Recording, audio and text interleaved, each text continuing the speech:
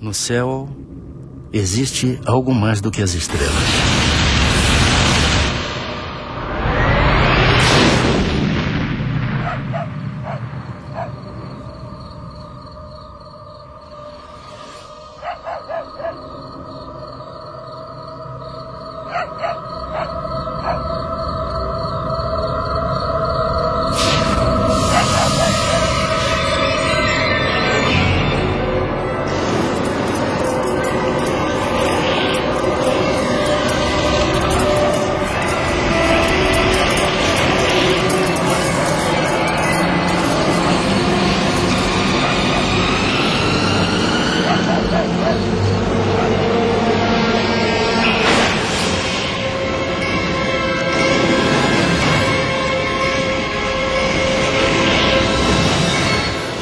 Eles eram recebidos por um feixe de luz e que impedia que eles movimentassem qualquer parte do músculo, até para pedir socorro. E que, a partir daí, a dor se tornava insuportável e eles eram tomados de profunda fraqueza, como se eles estivessem sendo dopados. Outros moradores da região também veem a luz misteriosa e são atacados por ela. Pode correr, vizinha. Eu, hein? Vou dormir aqui embaixo. Brisa lá em cima, essas coisas de mosquito. Ó, amanheceu, a gente pega o rumo. Precisa chegar cedo em Alcântara. E aí, Zé? Vai dormir no cafofo? Vou arrumar meu campo por aqui. Precisando de um bom descanso hoje. Esse dia é cansativo. Esse foi. Até amanhã, eu vou prender a âncora. Até amanhã. Vocês guardaram o peixe, gente? Eu guardei tudo, Guardaram? já. Olha lá, hein? Se ele acordar, me chama. Tu é muito quebrado.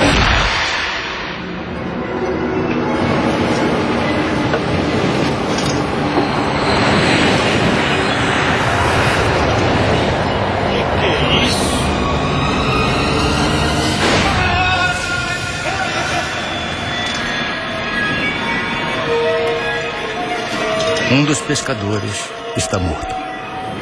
O que me chamou a atenção é que quando eu atendia uma pessoa de uma localidade chamada Airi e uma de uma localidade chamada Candeuba, elas eram distantes mais de 100 quilômetros. E as pessoas me contavam a mesma história, sem se conhecerem, sem nunca terem se falado e na mesma noite e nos mesmos horários ou até em horários diferentes. Dezenas de pessoas entram em desespero. O medo do desconhecido provoca pânico. Aconteceu isso, de eu olhar assim para o telhado e veio aquela, tipo uma lâmpada assim, acesa, e direto na minha coxa. Eu dormi até debaixo de um balcão lá em casa com medo daquilo. Pensava assim que fosse enviado por Deus, né? Que fosse algum castigo, né? Para um podia ser o demônio que estaria atacando os cristãos, mas a maioria não sabia realmente dizer o que era, simplesmente demônio.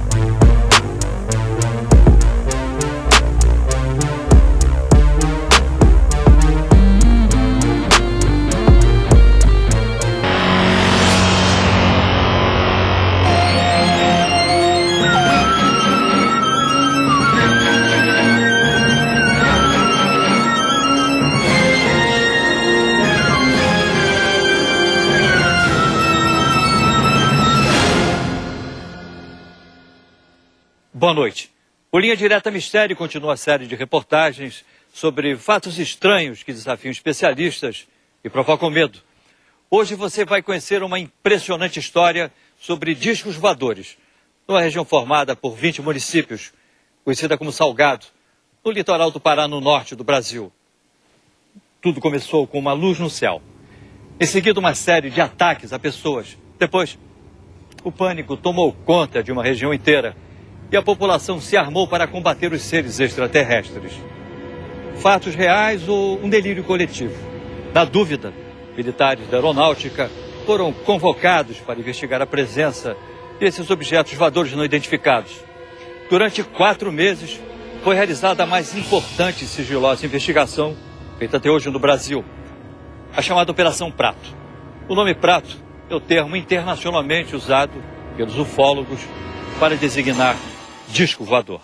A Operação Prato foi, até onde se sabe, pelo menos até hoje, a única ocasião confirmada, documentada, em que uma equipe de militares das Forças Armadas de um país esteve envolvido diretamente num processo de aproximação, identificação e possível contato com seres não terrestres, não humanos, procedentes de outros pontos do universo. A Operação Prato é um dos casos mais fantásticos que tem na ufologia brasileira. O comandante da missão secreta era este homem, o coronel da aeronáutica, o Irangê Holanda Lima, que na época era capitão. Ele guardou um segredo durante mais de 20 anos. Mas em 1997, o coronel Holanda decidiu falar. Ele apareceu no programa Fantástico da Rede Globo e logo depois deu uma entrevista impressionante à revista UFO, onde contou detalhes da Operação Prato. Vamos à entrevista, coronel? Pai, o material que você pediu tá tudo aqui. Essa é minha filha Daniela. Tudo bom? Como vai? Minha enteada Ana Paula. Tudo bom? Eles são Marco e Ademar, que são ufólogos. Só por curiosidade, coronel, por que o senhor resolveu falar só depois de tanto tempo? Se não contar o que eu vi, eu não posso ficar morto. E a história corre. O envolvimento com a Operação Prato, ela começou com a informação dada pelo prefeito da região onde estavam ocorrendo essas coisas. Mesmo antes da aeronáutica chegar ao local, nós já ficamos sabendo que a população estava assustada.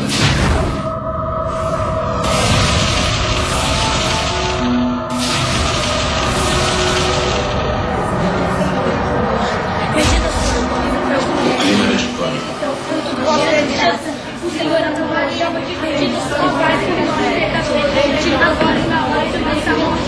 Se esse maldito chupa-chupa aparecer, a gente acaba com eles.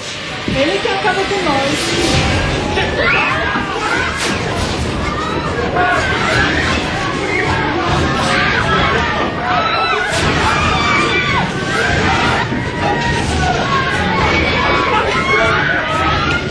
Qualquer buraquinho que tivesse, aquela luz passava e eu tive a pessoa. E a arma nossa aqui, já sabe, que é pau, pedra, uma espingardadinha carregada pela boca.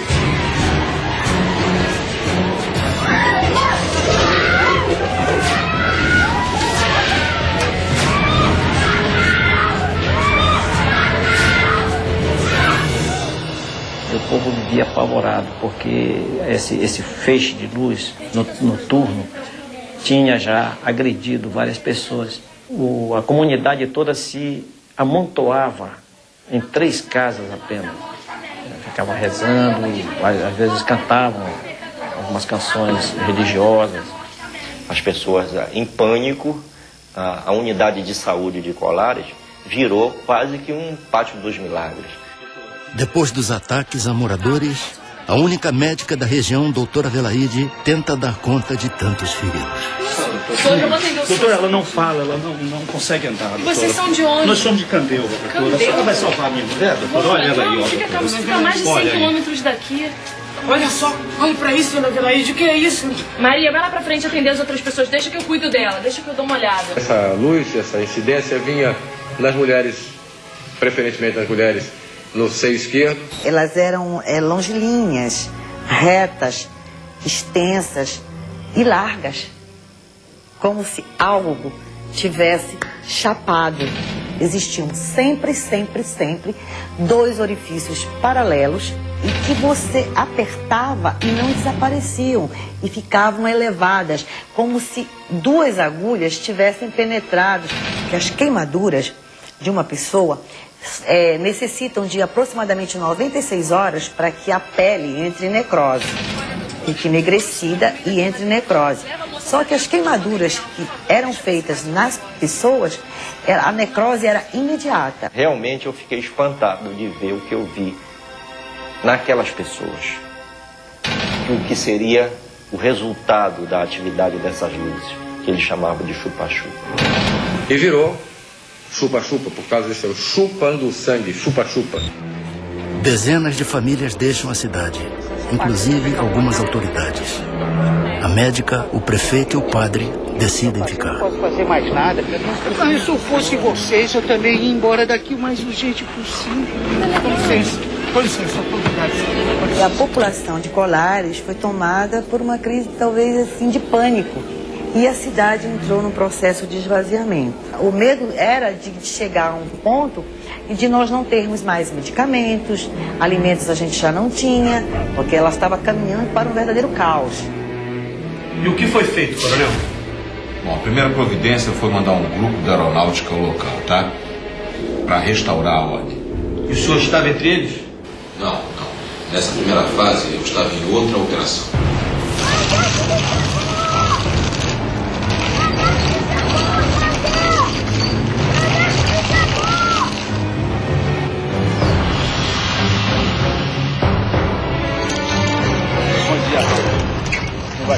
Tudo bem. Nós estamos aqui numa missão para aeronáutica. Graças a Deus que vocês chegaram. Sargento, as pessoas estão desesperadas. A senhora quem é? Ela é a doutora Velaide. Eu acho que nós vamos precisar muito da senhora. E esse é o prefeito. Bom dia, prefeito.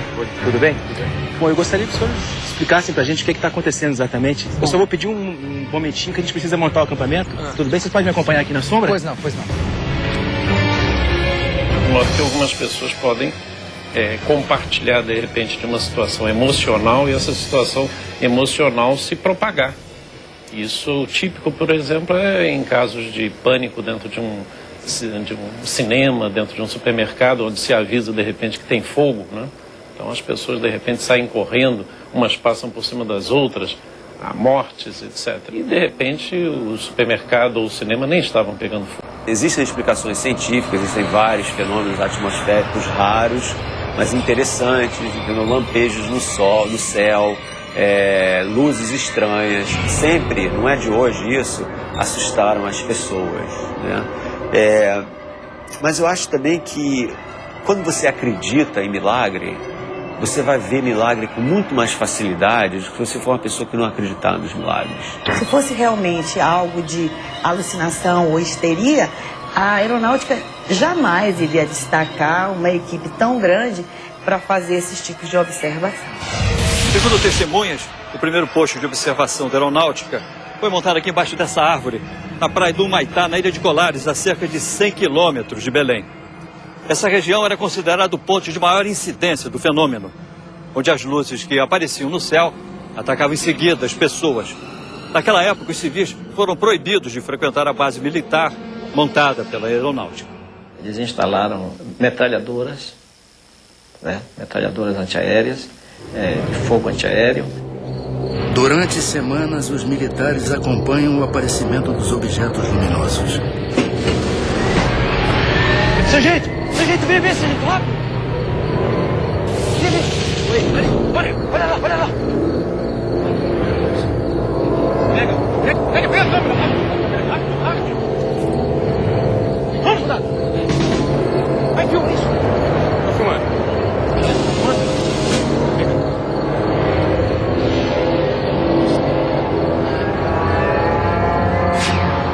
Tem 20 anos que eu converso com pessoas que dizem que têm contatos com seres, né, que se dizem extraterrestres, né?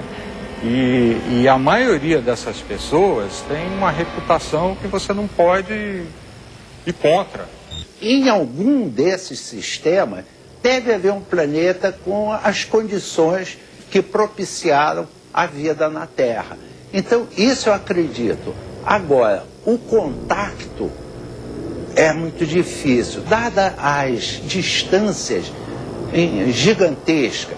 Você pode ir para um outro planeta, vamos dizer, a 50 anos-luz de distância daqui, né, e tem lá umas bactérias, uns protozoários, né, uns vírus de alguma forma, que não tem nada a ver com vida inteligente, né? Só o fato de você ter vida não significa que você venha a ter vida inteligente. Então como é que o senhor se envolveu com a Operação Prato? Não se chamava Operação Prato.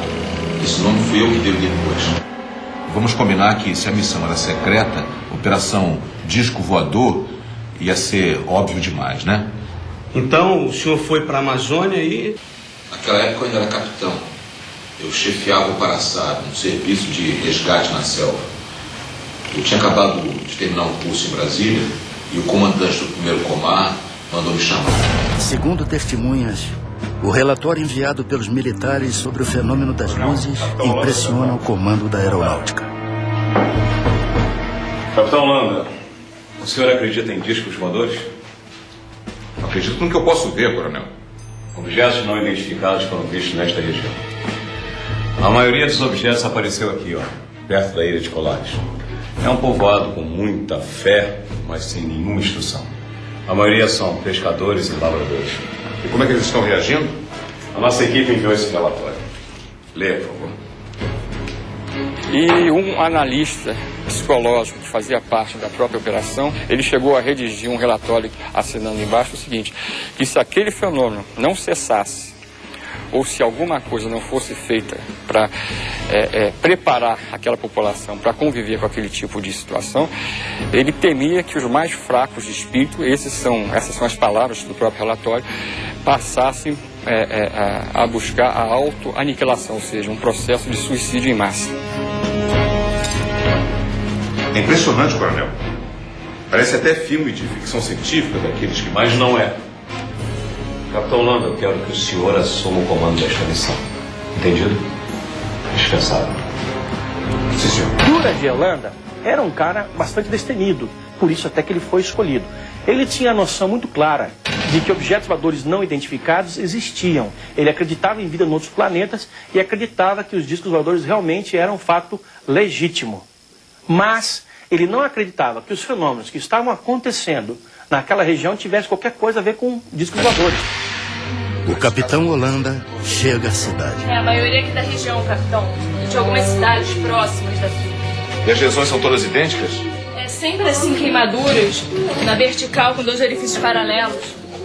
Doutor, esses ferimentos devem ter sido causados por algum tipo de inseto. No início eu também achei que fosse, capitão. Mas agora são tantas as pessoas com as mesmas características que eu não sei mais. Doutora, a senhora acredita em chupa-chupa? O senhor acredita? Eles me procuravam diariamente para saber o número de pessoas que eu tinha atendido, as entrevistava. Dizia que não era para se apavorar, que aquilo, né, devia ter vindo do céu ou um planeta, uma coisa aí. Ia confortando as pessoas, né? A senhora pode me contar como isso aconteceu? Foi um chupa-chupa, doutor. Eu quase morri. Estava numa procissão. Era uma romaria.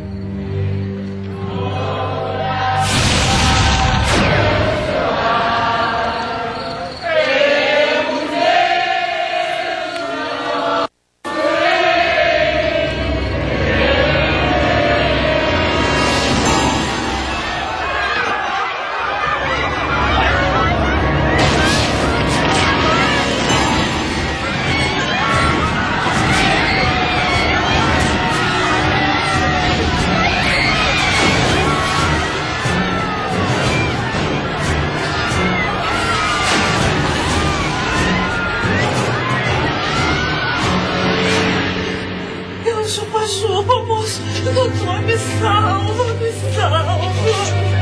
Os sargentos que estavam na operação, eles brincavam muito comigo porque eu sempre dizia que não acreditava naquilo. Capitão! O que é isso, doutor? O povo acende fogueiras e grita pra se defender. Eles acham que assim estão espantando os discos voadores. Bobagem, não há nenhum disco voador. Olha, capitão, eu não estaria tão certo disso, hein? Eu só vou ficar convencido quando uma nave passar por cima da minha cabeça.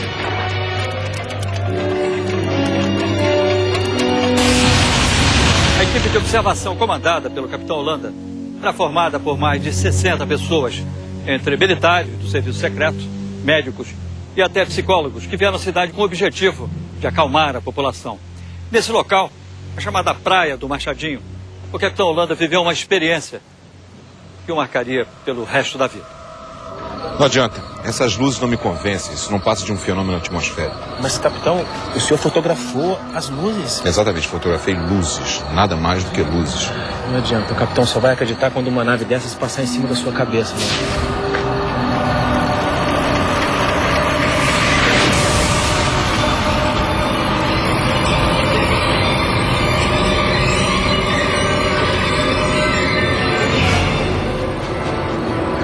Estava em cima de nós um objeto muito grande, acredito que uns 30 metros de diâmetro, forma discoide preto. Nós ficamos olhando, estupefatos, assustados, parado em cima da gente, a uns 200 metros de altura. O que eu vi não tinha me satisfeito até aquele momento. Dali para frente não tinha mais dúvida nenhuma. Alô, capitão? Isso, sargento. Eu tô aqui com um vigia daquela olaria que fica ali perto do rio, e ele tá me contando uma história que eu acho importante o senhor ouvir. Tô aqui na cidade, vou pegar um depoimento. Capitão, o senhor me desculpe, mas eu acho que é importante o senhor ouvir. Coloca ele então no rádio. Pois não, vou passar pra ele. Pode falar normalmente, me conta aquela história. Seu Luiz, o que o senhor tem pra me contar? Eu tava na beira do rio quando eu vi uma paca. Aí, capitão, me ajeitei pra caçar a bichinha.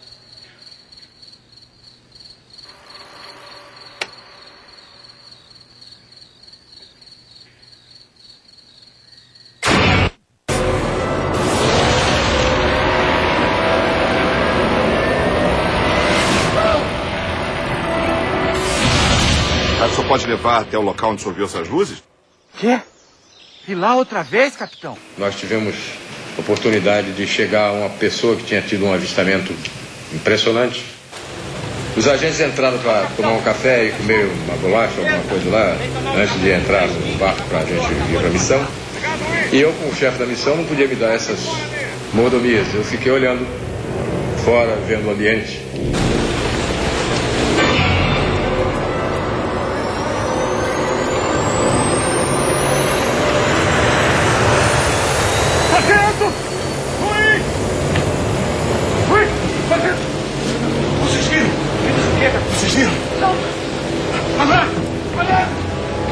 Mas tinha uma luz muito forte, verde e uma luz vermelha, e fazia um barulho como se fosse uma turbina, não era um barulho de um jato, era aquele silvo, um barulho assim.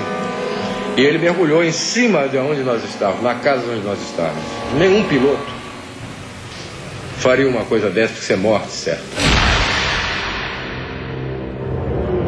O capitão Holanda vai ao lugar onde o vigia teria visto o fenômeno e fica decepcionado. Foi neste local que o senhor avistou as luzes? Eu estou dizendo pro senhor, seu capitão, as luzes, aquela coisa surgiu de trás daquela idade. De repente veio aquele clarão em cima de mim. Eu vim correndo, porque eu me assustei e a luz passou em cima aqui de mim, uma luz vermelha. Olha, nós já estamos há mais de 3 horas aqui, nada acontece. Sargento, vamos embora. Seu Luiz, muito obrigado, vamos mudar.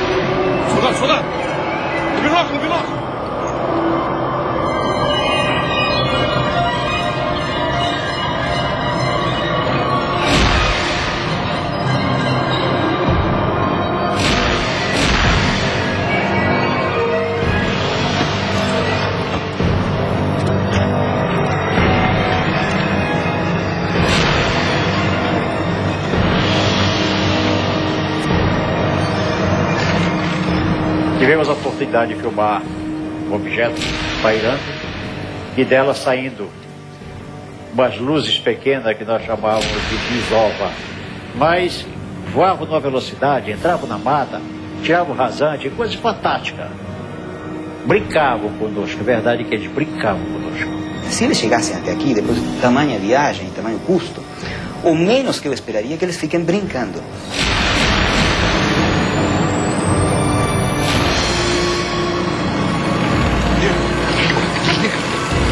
Já como assim? Já enlouqueceu? Desliga que eu quero ouvir o barulho do aparelho.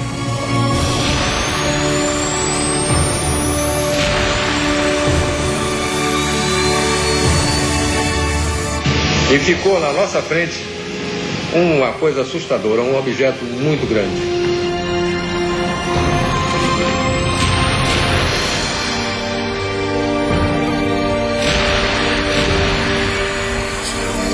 Ele deve ter acionado realmente alguma propulsão que não devia ser acionada próximo de nós, porque nos danificaria. Então havia alguma pessoa, alguma inteligência ali dentro que comandou isso.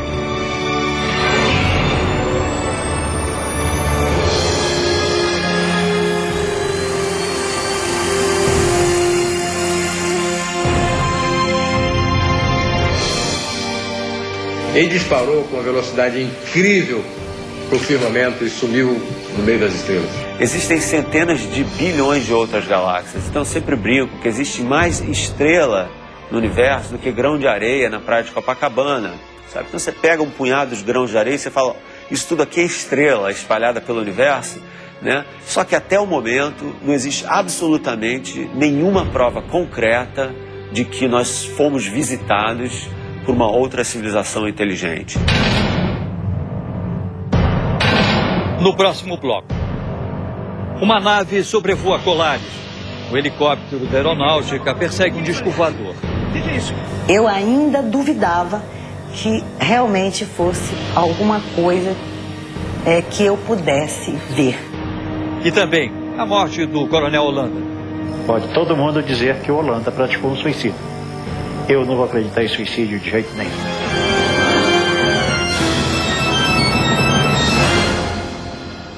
Aqui ficava o antigo centro de Colares, onde existiam apenas a prefeitura, 2 escolas, a igreja, além de um cartório e de um pequeno posto de saúde. Colares parecia uma cidade fantasma. A maioria dos seus moradores tinha fugido para o continente. As poucas pessoas que permaneceram na ilha ficavam trancadas dentro de casa, com muito medo. Quando nós estávamos chegando, tipo, uns 50 metros da minha casa, ela bateu em mim e apontou para cima. Eu tenho que pedir pro prefeito monitorar. Aí, o que foi? O que foi, Maria? O que tá passando mal?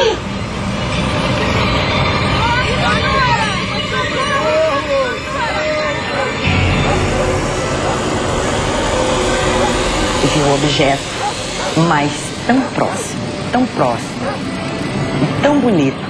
Até este momento, mesmo tendo atendido toda esta enormidade de habitantes atacados por este ser não explicável, eu ainda duvidava que realmente fosse alguma coisa que eu pudesse ver. Mais uma testemunha procura a aeronáutica em busca de ajuda. O morador Antônio Ferreira convence os militares a ir até o local onde teria avistado um disco voador.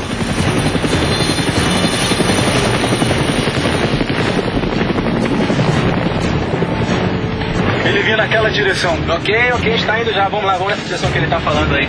É um voo rumo ao desconhecido. Ele vinha naquela direção. Já entendi, está indo lá. Aí na frente. De repente, uma surpresa. O que é isso? O que é isso?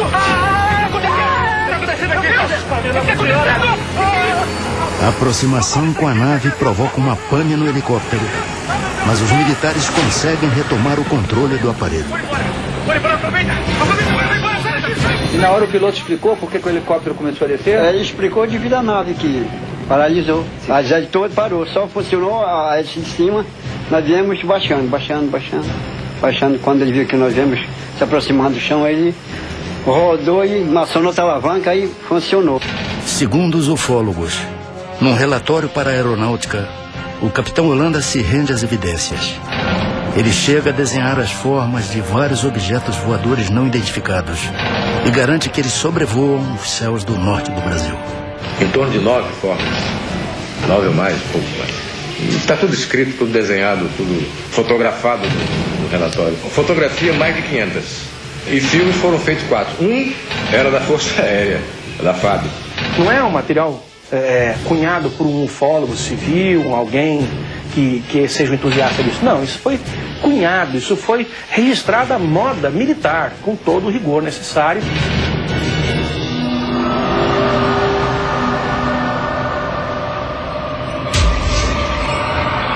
O capitão Holanda se torna um homem obcecado pelos objetos luminosos.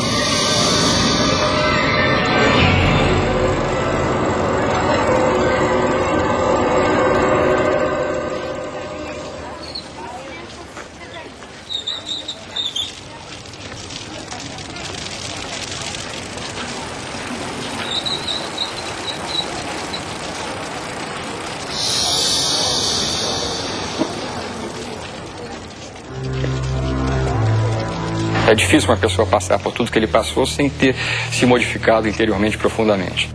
Segundo o comandante Ubiratã Pinon, amigo do capitão Holanda, a aeronáutica o chamou para o fim da operação. Eu creio que nós deveríamos... Boa tarde, senhores. Boa tarde, capitão. Os senhores leram o meu último relatório? Lemos, capitão. Incrível, não? A nave pousou quase em cima da embarcação. Capitão, a Operação Prato acabou. Acabou? Acabou? Mas nós fizemos descobertas extraordinárias, brigadeiro. A aeronáutica não está mais interessada nesta operação. Tragam seus homens de volta. Nós já temos outra função para o senhor. Mas nós estamos prestes a fazer contato com os extraterrestres. A Operação Prato está oficialmente suspensa, capitão. Ouviu bem? Sim, senhor. Com licença.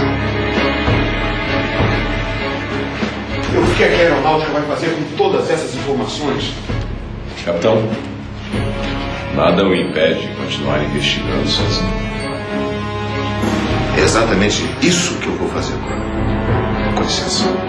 A FAB parou com 4 meses e a operação ela mandou parar. Aí nós continuamos. Eu continuei.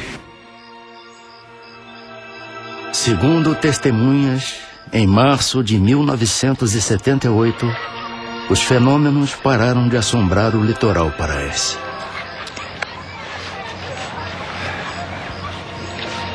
Ainda procurando as naves, capitão? O senhor não desiste, hein? E a senhora já esqueceu, doutor? O que acontece é que eles nunca se afastaram daqui. Até hoje, eles continuam aparecendo. Acredito muito que eles estão entre nós, vivendo igual a nós, alguns deles, procurando uma maneira de nos conhecer melhor. Você não sabe se a pessoa que você está conversando é o alienígena ou não. Segundo revelou a amigos, o capitão Holanda, mesmo depois do fim da Operação Prato, continua a fazer novos contatos.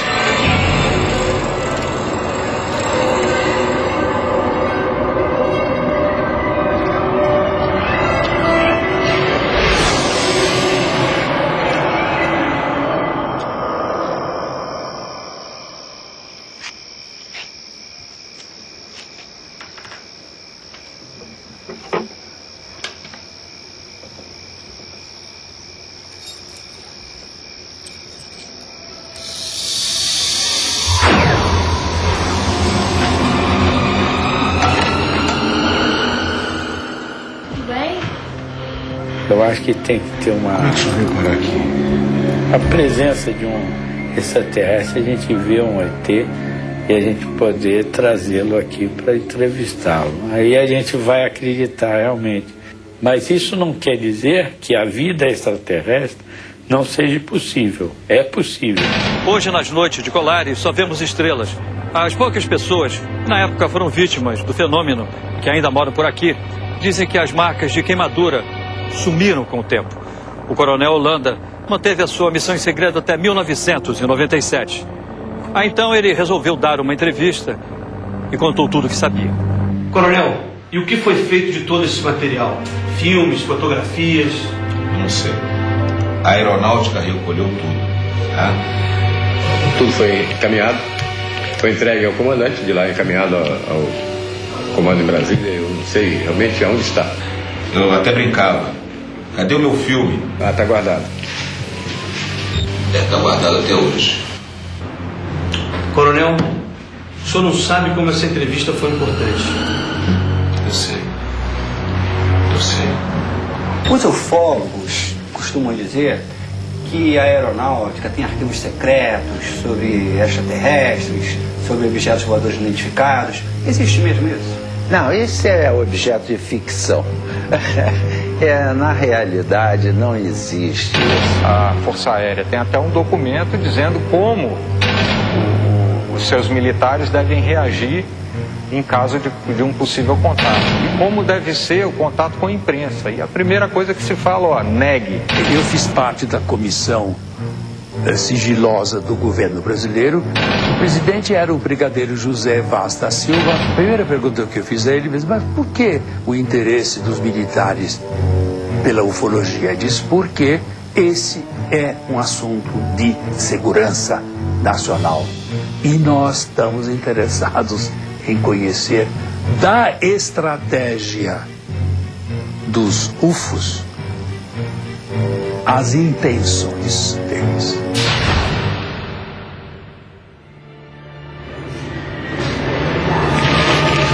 Pai, vem ver o filme com a gente. Pai, você tá bem?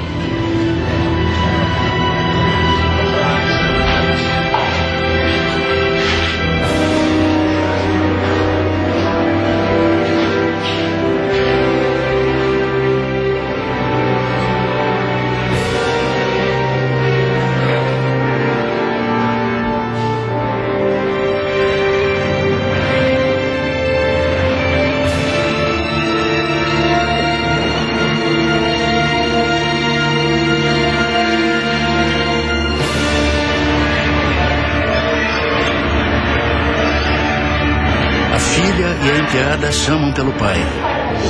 Ele se enforcou com o cordão do roupão dele. Ele amarrou numa parte alta da cabeceira da cama. Ele vinha sofrendo um processo depressivo que periodicamente se estabelecia de maneira mais acentuada há muitos anos. Pode todo mundo dizer que o Holanda praticou um suicídio. Eu não vou acreditar em suicídio de jeito nenhum. E acredito que por um motivo qualquer, acontece algo com as pessoas que vão além dos seus conhecimentos ou falam algo de que não estão autorizados a falar. O renascimento dessa questão veio mais ou menos no final do século XIX com um astrônomo americano chamado Percival Lowell, que tinha um certo fascínio com Marte. E na época, 1870, 80, o telescópio mostrava Marte como se tivessem umas linhas que ele interpretou como sendo canais construídos por uma civilização inteligente marciana que estava morrendo de sede, uma espécie de canal de irrigação, né? Isso daí fez um tremendo de um sucesso. E essa ideia de que os marcianos não só eram inteligentes, mas agressivos, tomou então corpo. Daqui a pouco, a Operação Prato chama a atenção dos ufólogos de todo mundo. Há casos pontuais de ataques de pessoas por objetos voadores não identificados em vários lugares do mundo.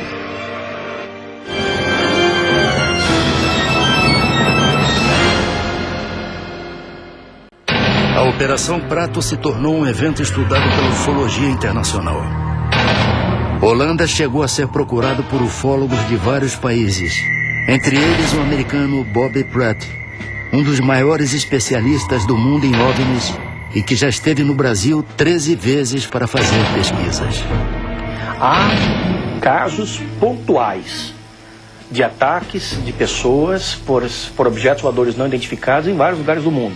Mas na intensidade, com a gravidade, com a proximidade e no número que nós verificamos na Amazônia, nunca, jamais nada semelhante aconteceu em lugar algum do mundo. Em vários cantos do planeta, as pessoas continuam a se surpreender com objetos voadores não identificados.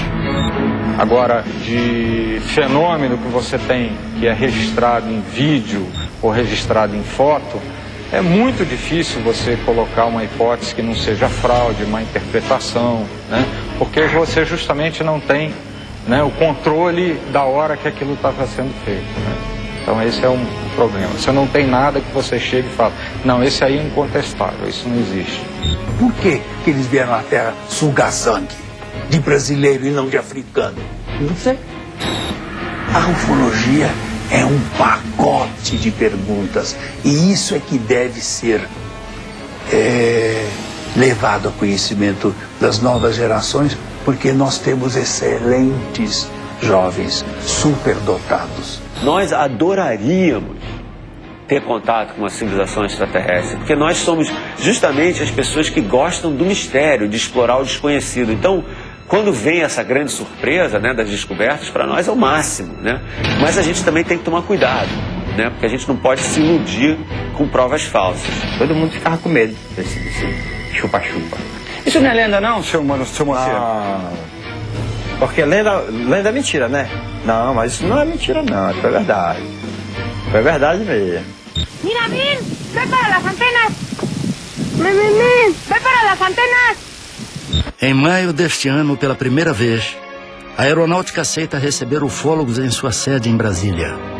O objetivo da visita é pedir a abertura dos arquivos sobre discos voadores. O comando da aeronáutica não quis gravar entrevista sobre a Operação Prato, mas aceitou responder a perguntas por escrito. Por linha direta encaminhou 30 perguntas. Em resposta, o Centro de Comunicação Social da Aeronáutica limitou-se a enviar uma nota ao programa.